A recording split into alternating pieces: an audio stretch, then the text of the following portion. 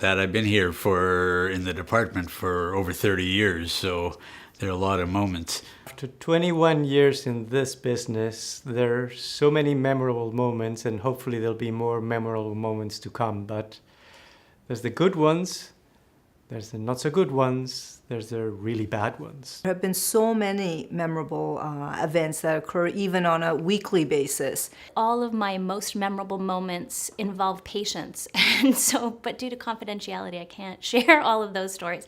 Being a part of the program in transplant psychiatry, working in oncology in the psychosocial department, and I had amazing colleagues. It was really extraordinary people to work with, and really, really wonderful patients. So I feel pretty lucky. I have several memorable moments. Two that come to mind when I'm asked that question are when I got my dream job as a new nurse at Impact. It was a very exciting time.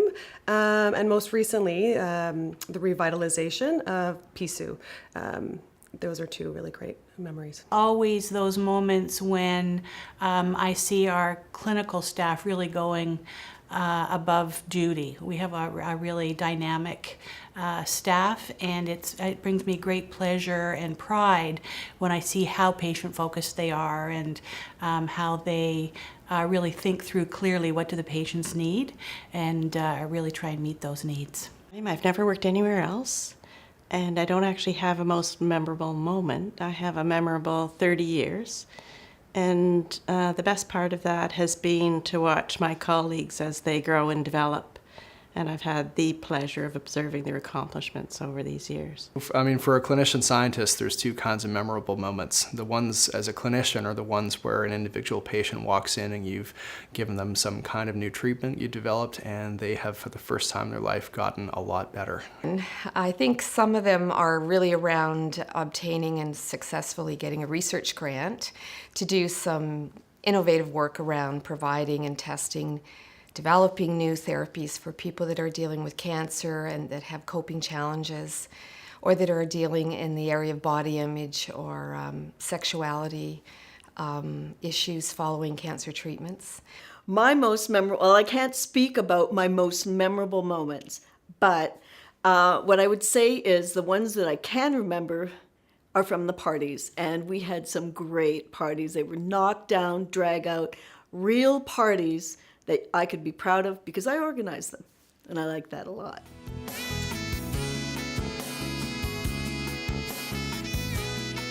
To bring consciousness and care and to help create a safe space for someone to heal.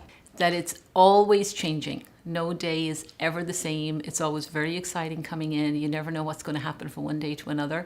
And we have our processes, but it's always really, really engaging and different, and it's fun. Working at UHN is fun. What makes me passionate is the complexity of the patients, the diversity of the patients, and that's what keeps me going. Dealing with chronically ill patients, they're like our family. And the fact that we're able to outreach to a lot of communities as well. So in our program, we hold a number of community events.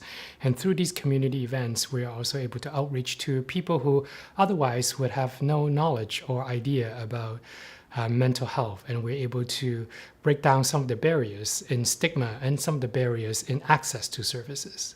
I'm also passionate about education. My designation is clinician teacher, and as such, my role is to educate. But specifically, I'd like to educate the general public, allied health, in settings that are outside of the hospital through presentations and videos, educational videos. It's always being there for our clients or our patients. But that, not on its own. It also, you need to have a dedicated team. And so also what drives me is working with such a relentless team that I do work with that really strive on instilling hope and healing processes for our clients. Working with people that are really passionate about what they do. They're really smart. It's very patient focused. Our team is incredible with the nurses, with the crisis clinicians, They are always working hard. They're so busy, and yet they always make time to do things to help meet the needs of patients. And I work with a team that really goes above and beyond, who are incredibly dedicated to patients and really supportive of one another, which I think allows us to keep doing the work at a very high level day after day. As a junior staff, I think that one of the things that really gives me energy and passion is to witness all the accomplishments of my peers. I think, a high tide raises all boats, and to be surrounded by such accomplished people pushes me to do more and to take more risks than I would otherwise.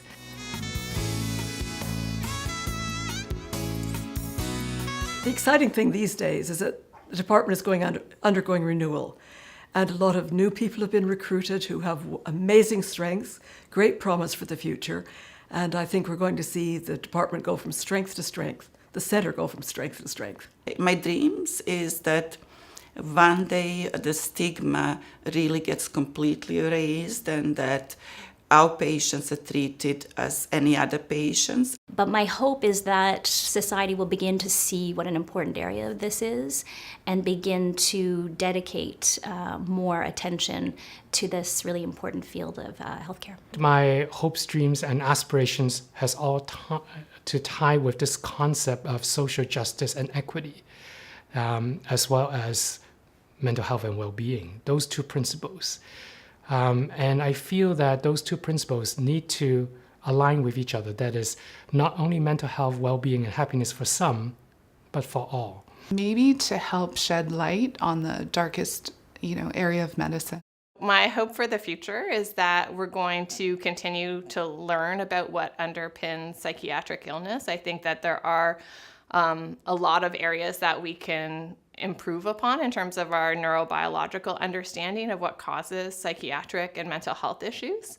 And I hope that we can do that without losing our understanding of people who people are, their stories, their narratives, how they got to where they are, and the impact that their symptoms have on them in terms of their functioning. So if we can figure out how we can deliver better care for patients in a timely manner, especially those with more complex conditions that tend to gravitate to UHN and the UHN doors. I think that'll be our goal for the next kind of 10 to 15 years.